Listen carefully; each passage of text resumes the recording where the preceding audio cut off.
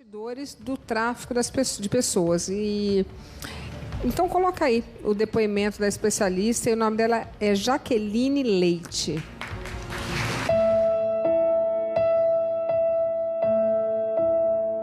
Na realidade, Glória Pérez vem fazendo uma pesquisa desde o ano de 2011 sobre a novela e pesquisou várias ONGs e autoridades e pesquisadores e enfim. E acabou tendo contato conosco e nós tivemos um encontro, eu entreguei todo o nosso material para ela e a partir disso ela começou a ler, a entender muito mais e a partir disso começou a nossa relação de trabalho. Depois eu fui convidada para fazer 2 workshops com os atores para eles poderem se inteirar um pouco mais do assunto e aí continuamos com essa relação porque há dúvidas em alguns momentos, enfim, então as pesquisadoras entram em contato conosco e para saber de algumas dúvidas que pode haver dentro da novela. O tráfico existe porque existe uma demanda dos países mais ricos de uma mão de obra mais barata. O direito dessas pessoas são violados, porque na realidade o tráfico não é a prostituição e nem a exploração sexual. O tráfico é o engano, é a coerção, é a dívida, é o cativeiro por dívida. São várias questões que abrangem e podem configurar o tráfico. E no Brasil, por exemplo, nós temos uma precariedade, digamos, uma vulnerabilidade econômica, todavia, mas também tem a social, tem outras e as culturais que influenciam bastante. Por exemplo, uma jovem que não tem muita perspectiva de vida e de trabalho passa a ver essa saída do Brasil como uma grande porta. Ninguém sai do Brasil consciente que vai ser traficada, que vai ser explorada. É a única coisa que elas não querem. Elas imaginam, na realidade, que quem está explorando é o Brasil. E percebem, querem sair para justamente ter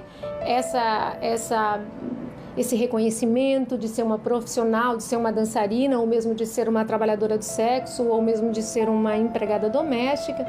Geralmente as que vão para a empregada doméstica, elas acham que vão poder estudar, que é para poder melhorar, para poder falar um outro idioma. Então elas saem com essa visão de poder retornar para o Brasil vitoriosa, entre aspas, né?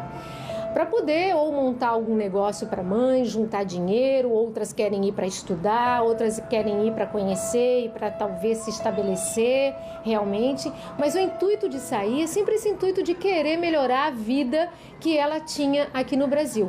Quando chegam e começam a dar-se conta de que elas estão em uma condição pior, não porque o Brasil é melhor, senão que essa condição sub-humana, elas não têm direito, elas estão muitas vezes em situação irregular, ou seja, não têm direitos de trabalho, não têm direito de moradia. Elas precisam pagar uma dívida que elas adquiriram e não sabiam que teriam esta dívida. Elas precisam, na realidade, dar conta de um trabalho. Elas trabalham muitas vezes por dia. No caso das que trabalham no trabalho do sexo, elas precisam ter relação de 10 a 15 vezes por dia. Elas não recebem, elas recebem uma porcentagem desses pagamentos, na realidade. Trabalham em casa de família, elas trabalham de domingo a domingo, elas não têm folga. Então, todas essas condições vai configurar como um trabalho escravo, na realidade. E aí que começa o desejo de sair dessa situação, porém elas são impedidas por ameaças, porque têm dívidas, porque eles pegam o passaporte. A falta de informação antes de sair do país faz com que elas vivam uma situação de sem direito nenhum. Elas têm direitos, porém elas não têm consciência desses direitos que elas têm.